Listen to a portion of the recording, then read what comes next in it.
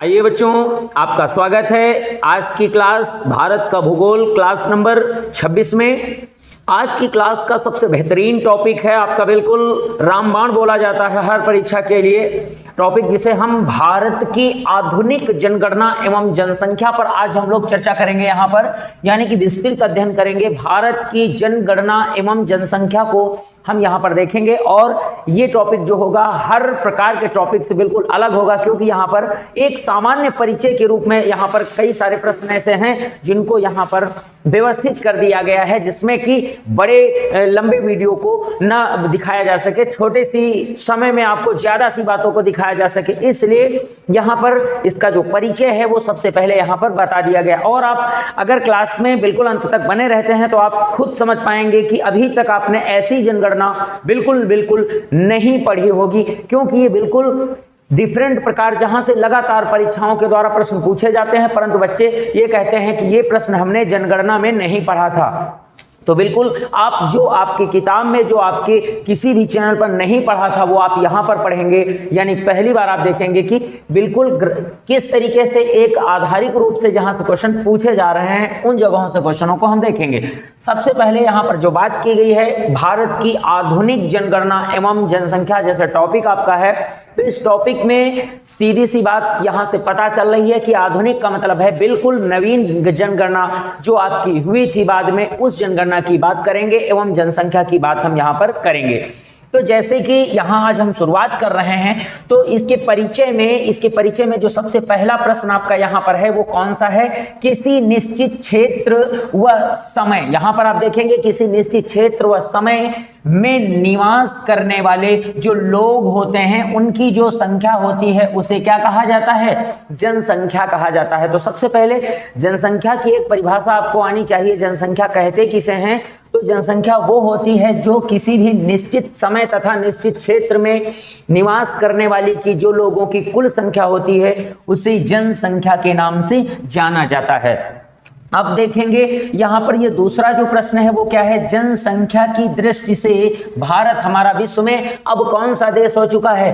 पहले तो ये जो था प्रथम के बजाय द्वितीय स्थान पर हुआ करता था, मगर अब ये द्वितीय स्थान कट करके कौन से नंबर का देश बन चुका है? बिल्कुल याद रखेंगे, ये प्रथम स्थान पर आ चुका है। यानी पूरी दुनिया में हमारा भारत जो है वो कौन से नंबर पर पहुंच चुका है? तो पहले नंबर पर पहुंच चुका है, जो कि पूरी दुनिया की सबसे ज्यादा जनसंख्या जो है लेने वाला अपना देश है भारत। अब दूसरा प्रश्न देखते हैं, अगले प्रश्न की तरफ हम बात कर रहे हैं। यहाँ पर वेरी मोस्ट क्वेश्चन हर परीक्षा में क्वेश्चन पूछा गया है। जनसंख्या, जैसे यहाँ बात की गई है जनसंख्या नियंत्रण, तथा यहाँ पर दूसरे शब्द की बात की गई है परिवार नियोजन की बात की जा रही है। तो ये पूछा जा रहा है कि परिवार नियोजन तथा ये जो जनसंख्या का नियंत्रण होता है ये हमारे संविधान की कौन सी अनुसूची के अंतर्गत रखा गया है? तो ध्यान रखेंगे 7वीं अनुसूची, क्योंकि अनुसूचियों की जो संख्या होती है वो कितनी होती है? ध्यान रखें, अनुसूचियों की जो कुल संख्या होती है वो होती है 12, और 12 अनुसूचियों में जो 7वें नंबर की अनुसूची है उसमें जो शक्तियों का या सूचियों का विभाजन किया गया है वो 3 प्रकार से किया गया है। जैसे सबसे पहले देखेंगे संघ की सूची, और कौन सी सूची? राज्य की सूची और समवर्ती सूची। यहाँ पर देखेंगे संघ, राज्य और समवर्ती सूची में बांटा गया है। तो यहाँ बताया जा रहा है कि ये जो पॉइंट्स हैं यानी जनसंख्या नियंत्रण एवं परिवार नियोजन ये कौन सी सूची में रखे गए हैं? समवर्ती सूची में रखे गए हैं। और समवर्ती सूची का जो अधिकार होता है वो केंद्र और राज्य दोनों का होता है, परंतु यहाँ पर सबसे ज्यादा पावरफुल कौन होता है? केंद्र ही सबसे ज्यादा पावरफुल होता है, यानी संघ। अगले प्रश्न की तरफ हम लोग चल रहे हैं भाई। अगला क्वेश्चन है जनगणना संघ सूची का विषय है। अब यहाँ पर देखेंगे ये बात जनसंख्या की हुई थी, अब हम कौन सी बात कर रहे हैं? अपने मूल टॉपिक की बात कर रहे हैं। ये जो बात यहाँ पर है जनगणना, जनगणना किसका विषय होता है? संघ सूची का विषय होता है, यानी केंद्र की सूची का विषय होता है, जो कि भारतीय संविधान के अनुच्छेद 246 में वर्णित है पूर्ण रूप से कि इसका जो पावर होता है वो हमारे जो है मूल रूप से जनगणना कराने का अधिकार केंद्र सरकार के हाथों में होता है। यह पूर्ण रूप से अनुच्छेद 246 में वर्णित किया गया है और इसका अधिकार भी 246 से केंद्र सरकार को मिलता है। चलते हैं हम लोग अपने अगले क्वेश्चन की ओर। क्वेश्चन है आपका, आधुनिक ढंग से विश्व की पहली जनगणना। वेरी वेरी मोस्ट क्वेश्चन, ज्यादातर बच्चे ऐसे प्रश्नों से वंचित रहते हैं। क्वेश्चन यहाँ पर है आधुनिक ढंग से, या ये कह सकते हैं कि बिल्कुल विधिवत तरीके से जो पहली जनगणना, विश्व की पहली जनगणना कराई गई थी, देखेंगे वो स्वीडन में कराई गई थी। किस देश में कराई गई थी? स्वीडन में कराई गई थी और ये 1749 में की गई थी। ये पहली जनगणना थी जो कि स्वीडन में हुई थी। मगर यहाँ पर कोई आगे लगातार चलने वाला हर 10 साल में, हर 5 साल में ऐसा कोई निश्चय समय नहीं था, इसलिए ये जनगणना तो आधुनिक थी परंतु ये दशकीय जनगणना का रूप नहीं ले पाई थी। इसीलिए अगले क्वेश्चन की तरफ हम फिर से चलते हैं। क्वेश्चन यहाँ पर होता है कि विश्व की प्रथम दशकीय जनगणना, यानी कि क्वेश्चन देखेंगे तो दोनों में थोड़ा सा परिवर्तन आ जाता है। एक क्वेश्चन कह रहा है कि विश्व की पहली जो आधुनिक जनगणना हुई थी कब हुई थी, तो वो तो स्वीडन में हुई थी 1749 में। मगर क्वेश्चन यहाँ होता है विश्व की पहली दशकीय जनगणना जो होती है वो अमेरिका में की गई थी 1790 ईस्वी में। यानी कि पूरी दुनिया में दशकीय जनगणना कराने वाला जो देश है वो कौन सा है, ध्यान रखना है, वो देश आपका अमेरिका आता है जो 1790 से इसने प्रारंभ किया था। दूसरा क्वेश्चन आता है, अगले क्वेश्चन की तरफ जब हम चलेंगे तो क्वेश्चन आपका बनता है भारत की प्रथम जनगणना। वही क्वेश्चन रिपीट करते हैं, जो कि विश्व का था वो भारत में रिपीट होता है। तो क्या होता है, भारत की प्रथम जनगणना 1872 ईस्वी में जो तत्कालिक गवर्नर जनरल हमारे रहे हैं वो कौन, लॉर्ड मेयो रहे हैं। लॉर्ड मेयो के द्वारा अपने भारत की सबसे पहली जनगणना कराई गई थी। इस चीज को हमें बिल्कुल ध्यान रखना है। और एक छोटा सा प्रश्न बनता है कि ये वो लॉर्ड मेयो मात्र अकेला ऐसा जो है गवर्नर जनरल हुआ अपने भारत में जो कि अपने भारत में ही मारा गया, यानी कि एक अफगानी द्वारा इसकी हत्या जो है चाकू मार करके अंडमान निकोबार द्वीप समूह में इसकी हत्या कर दी गई थी। यानी कि क्वेश्चन ये भी बनता है कि भारत का मात्र अकेला गवर्नर जनरल जिसकी भारत में हत्या की गई थी तो वो कौन है, लॉर्ड मेयो है जिसकी हत्या अपने भारत में हुई थी, जबकि बाकी किसी गवर्नर जनरल की हत्या अपने भारत में नहीं की गई है। हाँ, यहाँ पर एक प्रश्न कभी कभी कंफ्यूज करता है कि अपने भारत में वो कौन सा ऐसा गवर्नर जनरल है जिसका मकबरा बनाया गया है या जिसकी यहाँ पर मजार बनी हुई है, तो वो कौन है, लॉर्ड कॉर्नवालिस। यानी कि भारत के गवर्नर जनरल लॉर्ड कॉर्नवालिस जो रहे हैं उनका मकबरा यहाँ पर बनाया गया है, जबकि वास्तव में उनकी हत्या नहीं हुई थी, उनकी मृत्यु हुई थी, जिसके कारण उनकी जो है यहाँ पर मकबरा बना दिया गया, या फिर अब की शैली कह सकते हैं उनकी मजार बनाई गई। तो कहाँ पर बनी है, उत्तर प्रदेश राज्य के गाजीपुर में बनी हुई है। ये भी question very very very most question होता है भाई। दोनों क्वेश्चन याद रखेंगे।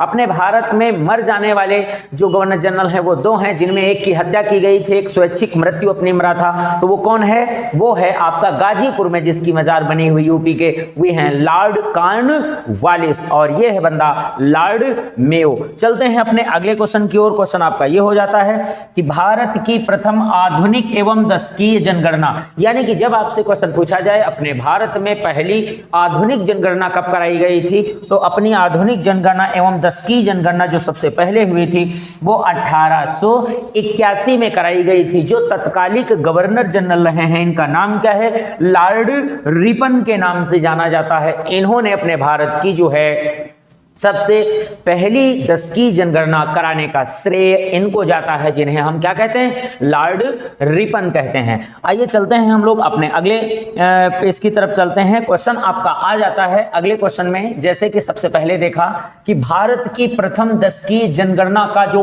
आयुक्त रहा है, क्वेश्चन क्या यहाँ पर आता है, अपने भारत में जो सबसे पहले यहाँ पर आयुक्त की बात की गई, तो वास्तव में यहाँ पर सबसे पहले आयुक्त जो बने थे वो कौन बने थे, तो ये बात आई सबसे पहली दशकीय जनगणना कब हुई थी, तो ध्यान रखें 1881 में हुई थी। यानी ब्रिटिश शासनकाल में ये जनगणना कराई गई थी और तत्कालिक जो हमारे जनगणना आयुक्त थे WC प्लोडन, यानी WC Plowden. Very very most question, ज्यादातर बच्चे बिल्कुल ऐसे प्रश्न से वंचित रहते हैं कि वर्तमान का तो जनगणना आयुक्त सभी बच्चे याद करते हैं, परंतु अपने भारत की सबसे पहले जो जनगणना कराई थी जिसने वो आयुक्त कौन थे? तो WC प्लेडन जो थे वो थे अपने भारत के पहले जनगणना आयुक्त थे।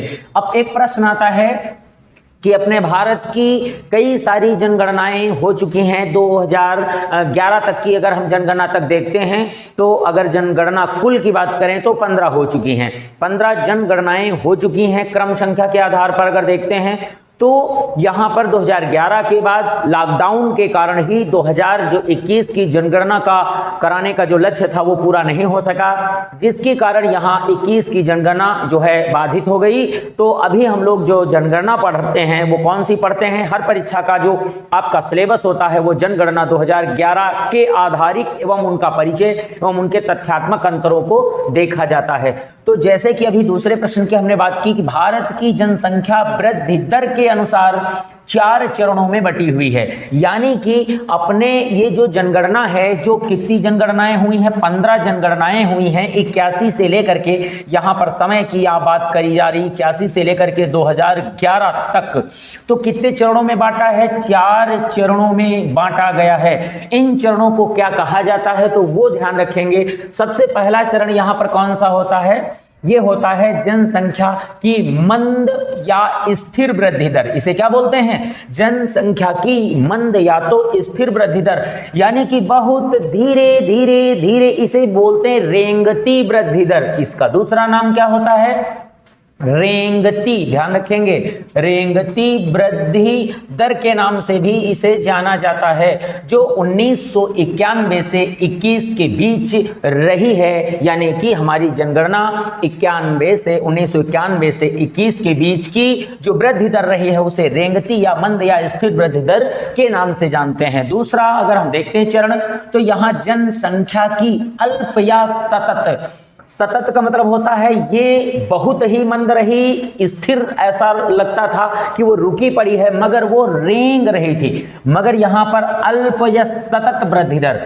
अल्प का मतलब होता है चल तो रही थी मगर थोड़ा सा धीरे से, यानी कि मंद से थोड़ा तेज चल रही थी। अच्छा, सतत माने होता है लगातार, ये रुकी जैसी नहीं थी, थोड़ा तेज चल रही थी, इसलिए ये किस नाम से अल्प या सतत वृद्धि दर कही जाती है। ये 1921 से लेकर के 51 तक के जनगणना के जो वर्ष रहे, यानी दशक की जनगणना रही, इसको हम लोग कहते हैं अल्प या तो सतत वृद्धि दर जनगणना। ठीक है, अब हम लोग अपने तीसरे चरण को देखते हैं। जनसंख्या की तीव्र वृद्धि दर का समय कब से कब तक होता है? 1951 से लेकर के यहाँ पर 81 तक ये जो समय था वो क्या कहलाया? तीव्र वृद्धि दर। यानी कि भारत की जो जनगणना रही है उनमें जनसंख्या में जो वृद्धि दर सबसे ज्यादा रही है वो कहाँ से कहाँ के बीच में रही है? तो 51 से 81 के बीच की जो जनगणना सबसे तेजी से आगे बढ़ी हुई थी। अब अगला प्रश्न है, जो चौथा चरण है आपका, ये क्या है भाई? ये 4 चरण हैं। इन 4 चरणों को हम यहाँ पर देखें, उनके नाम क्या हैं? तो अगले का नाम है जनसंख्या, क्या पढ़ेंगे इसे? जनसंख्या की कमी के साथ तीव्र वृद्धि दर। यानी कि ये ऐसा चरण रहा है जहां पर जनसंख्या की कमी के साथ साथ तीव्र वृद्धि दर को देखने को यहां पर मिला कि ये 1900 का जो टाइम था आपका, जैसे कि यहां पर देख रहे हैं 1981 से लेकर के 2011 का जो टाइम रहा है, इसे क्या बोलते हैं? तो शुरू का जो 1981 का टाइम था, ये टाइम था यानी कि कमी, जनसंख्या के कमी। अब बात करते हैं 1 से 11 के बीच, ये क्या बन जाता है? ये बन जाता है तीव्र विकास। यानी जनगणना में जो वृद्धि दर रही है उसका विकास बहुत तेजी से हुआ था। यहाँ पर ये एक पॉइंट है, ध्यान रखेंगे। अब हम लोग देखते हैं अपने अगले पॉइंट की ओर, देखते हैं क्वेश्चन आपका क्या बनता है। क्वेश्चन आपका ये हो जाता है कि हमारे भारत की ये जो जनगणना है जिसकी अभी हम बात कर रहे हैं, भारतीय जनसंख्या, तो भारतीय जनसंख्या का जो महान विभाजक वर्ष कहा जाता है, जैसे कि वेरी मोस्ट पॉइंट है, भारतीय जनसंख्या का महान विभाजक वर्ष किस वर्ष को कहते हैं? 1921 के वर्ष को हम महान जनगणना विभाजक वर्ष के नाम से जानते हैं, क्योंकि इसके पहले की जो जनगणना रही है 21 के पहले की जनगणना और इसके बाद 21 के बाद की जनगणना ऐसी रही जो कि एकदम से परिवर्तित हुई थी। इसलिए यानी कि वृद्धि के साथ साथ कमी हो गई और कमी के साथ फिर इसके आगे वृद्धि हुई, इसलिए इस बीच के पार्ट को क्या कहते हैं, महान विभाजक कहते हैं। परंतु दूसरा जो आपका क्वेश्चन होता है वो भारतीय जनसंख्या का लघु विभाजक वर्ष किसे कहते हैं। तो भारतीय जनसंख्या का लघु विभाजक वर्ष किसे कहते हैं वो भी आप ध्यान रखेंगे। 1951 से लेकर के ये जो वर्ष का समय था आपका क्या कहलाता है, ये कहते हैं लघु विभाजक वर्ष कहा जाता है।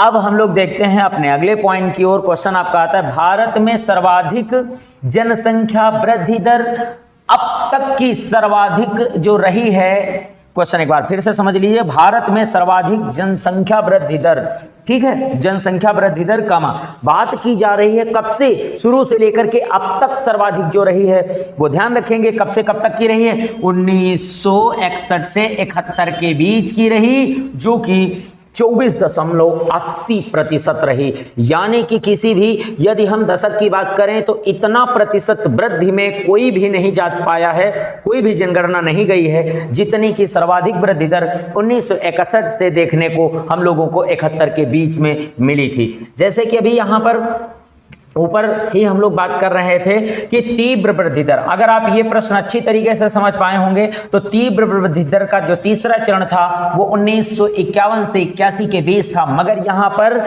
जो था वो 61 से 71 का जो टाइम था, यानी इसके बीच का वो सबसे ज्यादा दशकीय वृद्धि दर वाला जो आपका टाइम था। अगला क्वेश्चन आप देखते हैं कि भारत की जनगणना में सर्वाधिक जन्म दर व मृत्यु दर, यानी ऐसा हमें वर्ष निकालना है या ऐसा टाइम निकालना है जहां पर भारत की जो जनगणना हुई है उसमें सर्वाधिक जन्म दर होनी चाहिए और मृत्यु दर भी सर्वाधिक होनी चाहिए। ऐसे वर्षों को हमें उठाना है।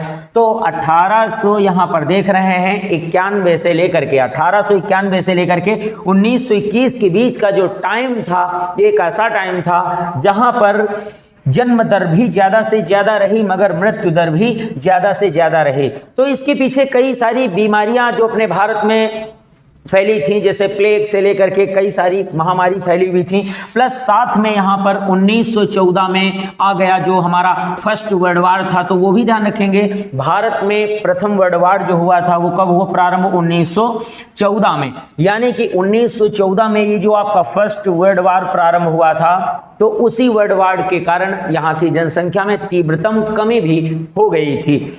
अब हम लोग चलते हैं अपने अगले पॉइंट्स की ओर चलते हैं। जैसे कि यहाँ बात की जा रही है कि 1872 के बाद यहाँ 2011 की जनगणना की यहाँ बात की जा रही है, तो 1872 के बाद 2011 की जो जनगणना है वो भारत की क्रम नंबर में कौन से नंबर की है, बिल्कुल भाई याद रखेंगे 15वें नंबर की जनगणना है, जो कि कब से बात की गई, बिल्कुल पहली जनगणना से की गई है, न कि दशकीय। अगर आपसे क्वेश्चन पूछा जाता है, क्वेश्चन ऐसे करके पूछते हैं जैसे कि अभी यहाँ समझ पाए, यानी कि भारत की क्वेश्चन यहाँ पहला वाला क्वेश्चन बिल्कुल आधार मान के चलेंगे, भारत की कुल दशकीय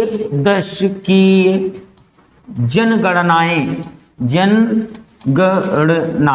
अब यहाँ पर प्रश्न का आंसर आप लोग करेंगे और बताएं कि भारत की कुल दशकीय जनगणनाएं कितनी हुई हैं। तो सबसे पहले क्या करेंगे, 1872 की जनगणना को हम हटा देंगे, तो यहाँ जो 15 नंबर है यहाँ क्या हो जाएगा 14, यानी कि ये जो 2011 की जनगणना हुई थी वो दशकीय जनगणना में 14वें नंबर की जनगणना है, जबकि कुल जनगणना के हिसाब से वो कौन से नंबर की जनगणना हो जाती है, 15वें नंबर की जनगणना हो जाती है। अगला क्वेश्चन फिर देखेंगे यहाँ पर हम लोग, प्रश्न आपका क्या होता है, 2011 की जनगणना आजादी के बाद, यानी कि मेन शीर्षक यहाँ पर आपका ये बनता है आजादी के बाद 7वें नंबर की जनगणना है, यानी कि ये जो 2011 की जनगणना हुई है अभी गत पिछले जो है टाइम में, तो वो कौन से नंबर की जनगणना है, तो आजादी के बाद वो जो है वो 7वें नंबर की जनगणना है, ये भी ध्यान रखेंगे। जबकि दशकीय में अगर देखते हैं तो वो 14वें नंबर की जनगणना है, अगर कुल देखते हैं तो वो 15वें नंबर की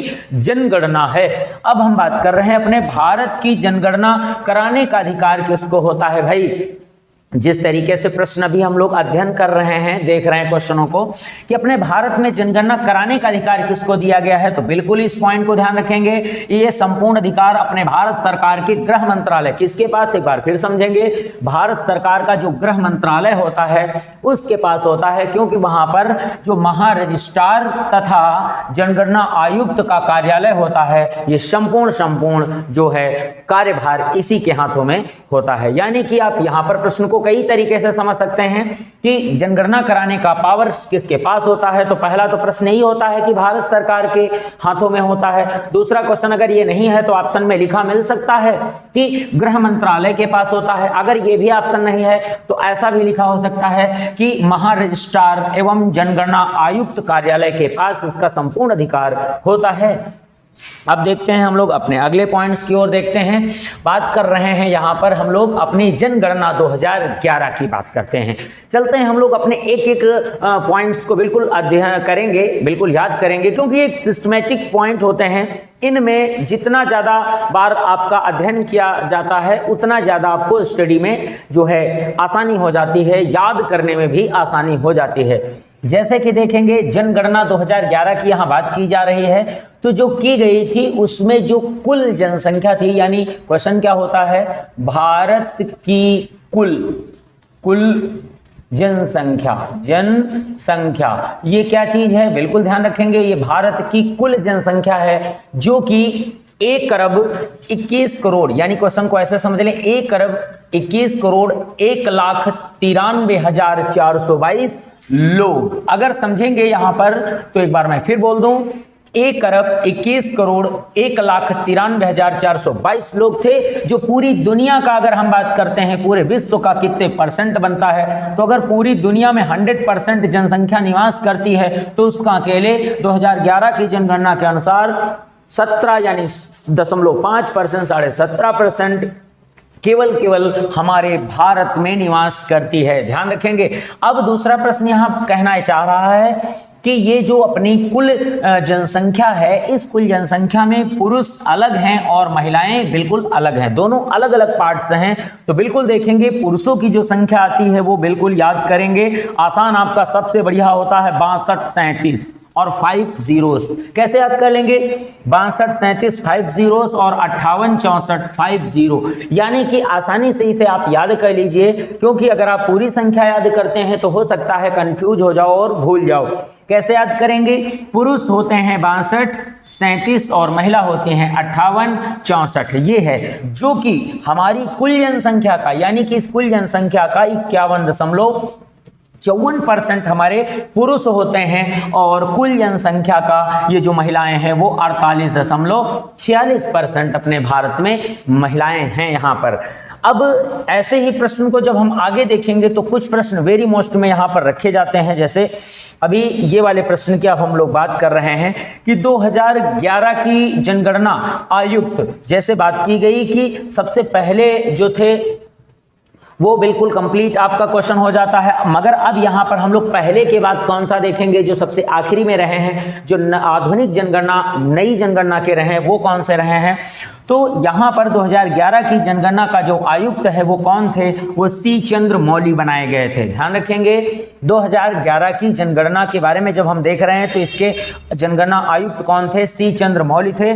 दूसरा क्वेश्चन ये होता है 2011 की जनगणना का जो शुभंकर रहा है, शुभंकर कौन रहा है, तो एक प्रगणक शिक्षिका को बना दिया गया था, यानी कि एक प्रगणक शिक्षिका ही इस जनगणना का शुभंकर थी, ये ध्यान रखेंगे। अगला क्वेश्चन इसका देखेंगे, 2011 की जो जनगणना है इसका आदर्श वाक्य क्या था। वेरी मोस्ट क्वेश्चन आप बिल्कुल याद कर लें। यहाँ पर क्वेश्चन होता है हमारी जनगणना हमारा भविष्य, ये क्वेश्चन आप देखेंगे तो हमारी जनगणना हमारा भविष्य यहाँ पर जो है 2011 की जनगणना का आदर्श वाक्य बनाया गया था। आइए चलते हैं हम लोग अपने अगले पॉइंट्स की ओर चलते हैं, जहां पर सबसे ज्यादा प्रकार से अलग अलग भाषा में हम क्वेश्चनों को समझ पाते हैं, क्योंकि यहां अगर देखेंगे तो इन क्वेश्चनों को समझने के लिए थोड़ा सा अगर गौर करें तो इन प्रश्नों का एक आधारिक परिचय है, क्योंकि ये सिंगल लाइन के क्वेश्चन होते हैं। इनको जो है एक बार ज़्यादा से ज़्यादा बार नोट्स बनाने पर ही ये याद होते हैं, या तो फिर आप इसे कई बार रिवाइज करें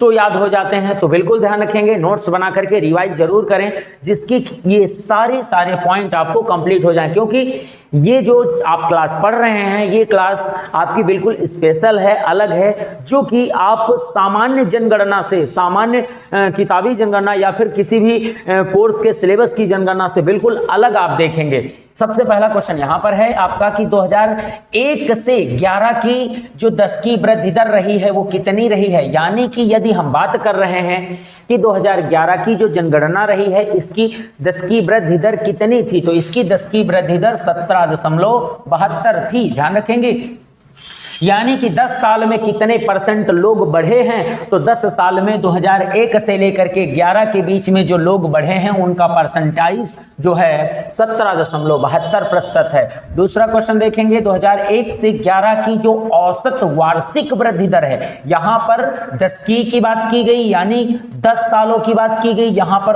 ओनली औसत 1 साल की बात की गई, जिसका जो है वृद्धि दर देखेंगे 1.64 यहां पर है। यानी दोनों में आप देख पा रहे हैं कि थोड़ा सा अंतर आपको देखने को मिल रहा है। अगला क्वेश्चन है, भारतीय जनगणना 2011 का जनघनत्व कितना था। तो बिल्कुल क्वेश्चन रट लीजिएगा, इसका जो जनघनत्व था वो 382 लोग प्रति वर्ग किलोमीटर, यानी कि हमारे भारत का जो क्षेत्रफल हम लोग पढ़ते हैं वो 32,87,263 आगे लाख वर्ग किलोमीटर होता है। ध्यान रखेंगे, जबकि अपने भारत की जो जनगणना होती है, जनसंख्या होती है, वो कितनी है, तो 1,21,93,422 लोग होते हैं। तो कहने का मतलब है इसमें जब हम वर्ग किलोमीटर भाग देते हैं तो प्रति वर्ग किलोमीटर में कितने लोग रहते हैं वो निकल आता है जन घनत्व। यानी कि क्वेश्चन को बिल्कुल जरूर ध्यान रखेंगे, आप अपना एक जो फंडा है वो जरूर याद रखेंगे। हमारे भारत का क्षेत्रफल जो है वो 32,87,263 लाख वर्ग किलोमीटर है, जबकि हमारे भारत की जो जनसंख्या है वो कितनी है, वो 1,21,01,93,422। यानी कि यहाँ पर यदि इन प्रश्न को आप देखोगे तो कितना बनता है, 422 लोग यहाँ पर रहते हैं। अगला क्वेश्चन हम देखते हैं कि 2011 के अनुसार यदि हम बात कर रहे हैं तो अपने भारत का लिंगानुपात कितना है। 2011 में जो लिंगानुपात है अपने भारत का वो कितना है, तो प्रति यानी कि प्रति 1000 जो पुरुष हैं, जो प्रति 1000 पुरुष हैं उन पर जो महिलाओं की संख्या है, जैसे हम बात यहाँ पर करेंगे जो हमारी भारत में महिलाएं हैं इनकी जो संख्या बनती है वो कितनी, 943 बनती है। जरूर ध्यान रखेंगे, अक्सर कभी कभी कंफ्यूजन होता है, यहाँ पर ये जनघनत्व है और यहाँ पर जो है प्रति 1000 पुरुषों पर महिलाओं की संख्या होती है। यानी कि कभी भी अगर आपसे क्वेश्चन पूछा जाए, लिंगानुपात जो निकाला जाता है वो प्रति 1000 महिलाओं पर निकाला जाता है, या प्रति 1000 पुरुषों पर निकाला जाता है, या प्रति 1000 जो है शिशुओं पर निकाला जाता है, या वृद्धों पर निकाला जाता है, तो भाई ध्यान रखेंगे ओनली महिलाओं पर निकाल, यानी कि ये जो निकाला जाता है वो पुरुषों पर निकाला जाता है। कितना, प्रति 1000 पुरुषों पर जो भी महिलाओं की संख्या होती है वही लिंगानुपात होता है। अब अगला क्वेश्चन हम चल रहे हैं, 2011 की जनगणना के अनुसार भारत की कुल साक्षरता की जो दर है वो कितनी % है, यानी कि 74.04% अपने संपूर्ण भारत में साक्षरता की दर यहाँ पर आती है। यानी अलग अलग देखेंगे तो साक्षरता की जो दर आती है वो बिल्कुल कितनी आती है, 74.04% अपने भारत में साक्षरता है। अगला क्वेश्चन फिर आपका आता है, 2011 की जो जनगणना होती है, जनगणना में प्रथम बार ऐसा किया गया, यानी वेरी मोस्ट विशेष पॉइंट आपको मिलता है कि ये जो किन्नर होते हैं जिनको थर्ड जेंडर हम लोग अप दर्जा देते हैं, तो यहाँ पहली बार 2011 की जनगणना ऐसी जनगणना थी जहां पर सबसे पहली बार इन किन्नरों को जो है किसी अलग श्रेणी में रखा गया था। यानी कि हमारी जनगणना में सिर्फ 2 ही श्रेणी थी, एक श्रेणी का नाम था पुरुष श्रेणी और एक दूसरी श्रेणी का नाम था महिला श्रेणी, यानी कि यहाँ पर ओनली 2 श्रेणियां ही थी, 1 और 2। यहाँ पर जो तीसरी श्रेणी बनाई गई, जैसे तीसरी श्रेणी की बात करें तो थर्ड जेंडर श्रेणी की अनुमति केवल 2011 की जनगणना में अभी मिली हुई है। बिल्कुल वेरी मोस्ट क्वेश्चन आपका होता है। अगला क्वेश्चन है, देश में एससी यानी जो शेड्यूल कास्ट हमारी अनुसूचित जाति की जनसंख्या है कुल वो कितनी है, तो यहाँ ध्यान रखेंगे 20.137 जो करोड़ है, यानी 1.7 करोड़, जो कि अगर देखें तो 16.6% आती है। कितनी आती है जरूर ध्यान रखेंगे, यानी कि 16.6% आती है। अगला क्वेश्चन होता है कि देश में एसटी यानी कि जो अनुसूचित जनजाति की संख्या है वो कितनी है, तो वो 10.42 करोड़ आती है, जो कि 8.6% बनती है। यानी अपने भारत में एससी और एसटी आबादी को भी यहाँ याद रखेंगे कितनी है। और दूसरा क्वेश्चन है कि सर्वाधिक जनसंख्या वाला जो जिला है अपने यहाँ पर वो कौन सा है, तो संपूर्ण भारत के हर राज्य के सभी जिलों की अगर बात की जाती है तो महाराष्ट्र का जो ठाणे जिला है ये भारत की सर्वाधिक आबादी वाला जिला है। जबकि कभी कभी क्वेश्चन होता है कि ये जो सेकंड नंबर का जिला है वो कौन है, यानी सर्वाधिक आबादी वाला जिला हो गया महाराष्ट्र का ठाणे, मगर दूसरे नंबर का हो जाता है 24 परगना। इसको हम कहते हैं 24 परगना कहते हैं, ये आता है पश्चिम बंगाल का जिला है। 24 परगना पश्चिम बंगाल का जिला है, जो कि अपने भारत में सर्वाधिक आबादी वाले जिलों की संख्या में जोड़ा जाता है। चलते हैं हम लोग अपने अगले प्रश्न की ओर देखते हैं। क्वेश्चन क्या है, सर्वाधिक कम जनसंख्या वाला जिला। तो भाई जिस तरीके से ठाणे सबसे ज्यादा जनसंख्या वाला जिला है, उसी तरीके से अरुणाचल प्रदेश का जिला है दिबांग घाटी।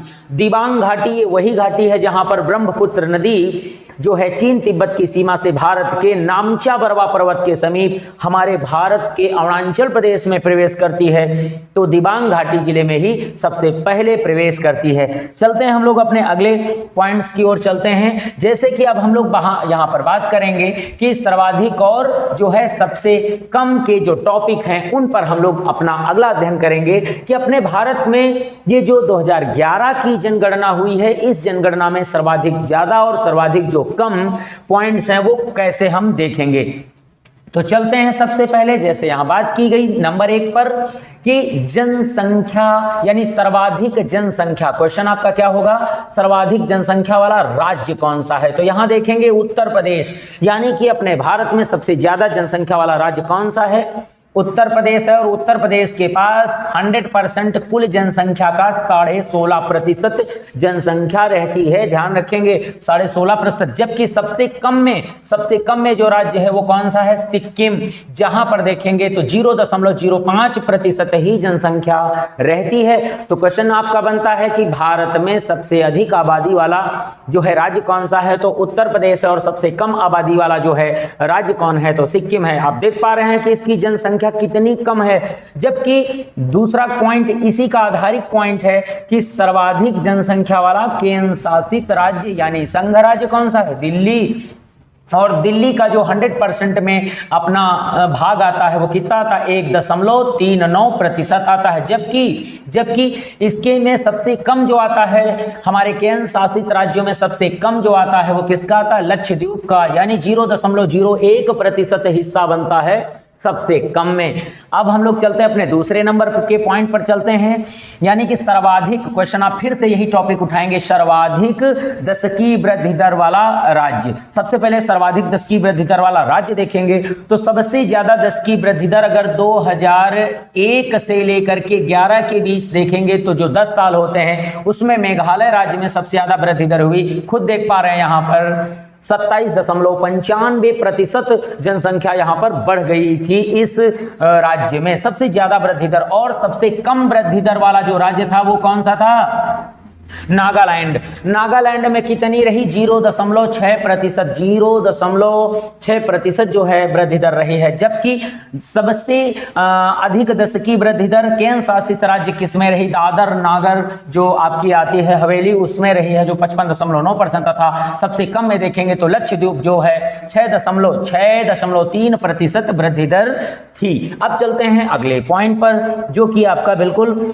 अगला पॉइंट है यहां पर देखेंगे नंबर 3 पर। 3 पर सर्वाधिक जनघनत्व वाला राज्य देखेंगे। सर्वाधिक जनघनत्व वाला राज्य आपका बिहार आता है, जहां कुल प्रति वर्ग किलोमीटर में कितने, यानी प्रति वर्ग किलोमीटर का जो दायरा होता है, जो चारों ओर प्रति 1 किलोमीटर 1 किलोमीटर 1 किलोमीटर और 1 किलोमीटर का जो दायरा होता है, उसके अंदर 1106 लोग यहाँ पर निवास करते हैं। जबकि अरुणाचल प्रदेश हमारा एक ऐसा राज्य है जहाँ पर सबसे कम केवल 17 लोग ही निवास करते हैं। इस चीज को ध्यान रखेंगे, कितने लोग, 17 लोग। और अगर देखते हैं सर्वाधिक जनघनत्व वाला जो केंद्र शासित राज्य है, संघ राज्य है, वो कौन है, दिल्ली, यानी कि यहाँ पर 11,320 लोग निवास करते हैं प्रति वर्ग किलोमीटर में। जबकि अंडमान निकोबार में 46 लोग जो हैं प्रति वर्ग किलोमीटर में निवास करते हैं, जो कि सबसे कम जो है वो जनघनत्व वाला जो हमारा, अगर हम बात करते हैं तो केंद्र शासित राज्य होता है। अब हम लोग देखते हैं अपने अगले पॉइंट, चौथे नंबर के। हम लोग बात कर रहे हैं सर्वाधिक लिंगानुपात वाला राज्य की, यहां पर बात कर रहे हैं। तो सर्वाधिक लिंगानुपात के राज्य में कौन आता है, केरल आता है। और केरल में जो लिंगानुपात आता है प्रति कितने, 1000 प्रति 1000 पुरुषों पर महिलाएं हैं। ये क्या है, ये जरूर ध्यान रखेंगे। प्रति 1000 पुरुषों पर 1084 महिलाएं हैं, यानी कि 84 महिलाएं एक्स्ट्रा हैं, अधिक हैं, इनकी संख्या ज्यादा है। तो अपने भारत में सबसे अधिक लिंगानुपात वाला राज्य कौन सा हुआ, यानी केरल। जबकि सबसे कम लिंगानुपात वाला राज्य हरियाणा, HR आपका है, जहां पर प्रति कितने, 1000 पुरुषों पर महिलाओं की जो संख्या है 879 है, वो भी ध्यान रखेंगे। सबसे अधिक लिंगानुपात वाला केंद्र शासित राज्य कौन है, पुडुचेरी। पुडुचेरी है, जहां पर 1000 पुरुषों पर 1037 महिलाएं आती हैं। जबकि केंद्र शासित में सबसे कम आता है 618 दमन दीव। दमन दीव बिल्कुल ध्यान रखेंगे, यहां पर 618 आता है। अब हम लोग चलते हैं अपने अगले पॉइंट की ओर चलते हैं। जैसे कि अभी हमने देखा कि ये जो एक पार्ट्स आपका बन रहा है, भाग बन रहा है, 5 नंबर पे देखेंगे ये कौन से तरीके में देखेंगे। तो यहाँ पर वही बात आती है, सर्वाधिक और यहाँ पर पॉइंट सबसे कम, ठीक है, सबसे कम की अगर हम बात यहाँ कर रहे हैं तो इस तरीके से इसे आप समझेंगे। अब प्रश्न आता है कि सर्वाधिक शिशु लिंगानुपात वाला जो राज्य है वो कौन सा है अपने भारत में। 2011 की जनगणना के अनुसार सबसे अधिक लिंगानुपात अरुणाचल प्रदेश में आता है, जो कि लिंगानुपात देखेंगे शिशुओं का है तो 1000 बालकों पर बालिकाओं की जो संख्या आती है ये बच्चों का है, इसलिए बालकों पर 1000 बालकों पर बालिकाओं की संख्या है। जबकि सबसे कम HR हरियाणा में 1000 बालकों पर 834 ही जो हैं बालिकाएं हैं यहाँ पर। अब हम सर्वाधिक केंद्र शासित राज्य की अगर हम शिशु लिंगानुपात की बात करें तो अंडमान में है, जहां पर 1000 बालकों पर अगर हम बात कर रहे हैं तो 900 जो है 68 ही बालिकाएं हैं। जबकि दिल्ली केंद्र शासित जो आपका आता है यहाँ पर प्रति 1000 की अगर बात करते हैं तो प्रति 1000 बालकों पर 871 ही बालिकाएं हैं। अब हम लोग बात कर रहे हैं अपने अगले पॉइंट की, यानी कि सर्वाधिक साक्षरता दर वाला जो राज्य है वो कौन सा है। सबसे अधिक साक्षरता दर वाला जो राज्य है वो कौन है, केरल राज्य है, जहां की साक्षरता दर 94% होती है। और जब 100% में 94% प्लस हो जाता है तो उसे हम 100% का दर्जा दे सकते हैं, क्योंकि ये बताया गया 94% प्लस है तो 100% का दर्जा यहाँ पर जनगणना में दिया जाता है कि साक्षरता जो है वो 100% मान ली जाती है। तो इसीलिए प्रश्न आपका बनता है कि भारत का मात्र वो कौन सा एक राज्य है जो कि 100% साक्षर राज्य कहा जाता है। तो आंसर आपका केरल हो जाता है, जिसकी साक्षरता का परसेंट 94% होता है। जबकि सबसे कम साक्षरता बिहार की है, जहां पर कुल साक्षरता का 61.8% ही यहां साक्षर हैं। और दूसरी बात यहां देख रहे हैं, सर्वाधिक साक्षरता में अगर केंद्र शासित बात करते हैं तो लक्षद्वीप का नाम आता है, क्योंकि केरल और लक्षद्वीप दोनों बिल्कुल समीप ही हैं। ये अरब सागर की खाड़ी में स्थित है, जो पश्चिमी तट सह्याद्री या पश्चिमी घाट जो शांत घाटी केरल है उसी के पीछे स्थित है लक्षद्वीप, जो अरब सागर में आता है, जहां की साक्षरता दर जो है 91.8% बनती है। ध्यान रखेंगे, सर्वाधिक जो साक्षरता वाला केंद्र शासित राज्य है वो कौन सा है, वो ध्यान रखना है, ये आपका हो जाता आता है लक्षद्वीप, जो कि सबसे कम साक्षरता दर वाला केंद्र शासित दादर नागर हवेली होता है, जहां पर 76.2% ही साक्षरता दर होती है। अब हम देखते हैं अपने अगले पॉइंट की ओर देखते हैं। ये जो प्रश्न आपका कह रहा है ये क्या है, बिल्कुल जल्दी से, क्योंकि जिसमें टाइम ना लगे, क्योंकि अगर इसको आपको यहाँ पर बोर्ड में कराया जाता तो लिखने में टाइम लग जाता है, समझाने में भी टाइम लग जाता है, जिससे कि कम टाइम में आप ज़्यादा से ज़्यादा मैटर को समझ पाएं, क्योंकि किसी भी चीज़ को पूरा लिखने के लिए त्वरित में समय ज़्यादा लग जाता है। इसलिए आप समझ लीजिएगा कि पुरुष साक्षरता जो वाला राज्य सबसे आगे है वो कौन है, यानी कि अपने भारत में सबसे ज़्यादा पुरुष किस राज्य के शिक्षित हैं, तो यहाँ पर केरल राज्य के जो पुरुष हैं वो 96% शिक्षित हैं, यानी कि और ज़्यादा कुल शिक्षा में और ज़्यादा पुरुष आगे हैं। और सबसे कम बिहार में, जहाँ 71.2% ही पुरुष शिक्षित हैं। तो सबसे ज़्यादा पुरुष साक्षरता वाला राज्य केरल है, जहाँ पर 96% पुरुष शिक्षित हैं, और बिहार में 71.2%। जबकि सर्वाधिक साक्षरता वाला केंद्र शासित राज्य कौन है, तो वो है लक्षद्वीप। लक्षद्वीप में 95.5% सबसे ज्यादा शिक्षित हैं, और दादर नागर हवेली जो आपकी आती है वो 85% शिक्षित पुरुषों वाला राज्य है, जो कि सबसे कम है, अगर देखा जाए तो सबसे कम है। और ये जो है लक्षद्वीप सबसे ज्यादा आगे है। अब अगला पॉइंट यहाँ देखेंगे, बिल्कुल आखिरी पॉइंट जनगणना में अगर देखते हैं तो महिला साक्षरता वाला जो सबसे आगे राज्य है वो केरल ही है। मगर पुरुषों की अपेक्षा अगर महिलाओं की साक्षरता यहाँ दोनों की कंपेयरिंग कराई जाती है, तुलना कराई जा रही है, तो देखेंगे कि ये 92% है और ये 96% है। यहाँ पर बिहार का 71% है, और यहाँ पर देखेंगे, खुद आप देखेंगे कि महिलाओं का जो परसेंटेज होता है वो कितना कम है, यानी 51.5% के आसपास यहाँ पर बनता है। केंद्र शासित राज्य में सबसे अधिक जो महिला साक्षरता है वो लक्षद्वीप में ही है, 87% है। और यहाँ देखेंगे तो हम जब केंद्र शासित राज्य में सर्वाधिक देख पा रहे थे पुरुषों का, तो वहाँ देख रहे थे 95, तो इसमें भी हम लोगों को काफी बड़ा अंतर देखने को मिल रहा है। और यहाँ देखेंगे कि जो सबसे कम साक्षर दर वाला केंद्र शासित राज्य है दादर नागर हवेली है, जो 64.3% साक्षर ही है। मिलते हैं अगली क्लास में, तब तक के लिए जय हिंद।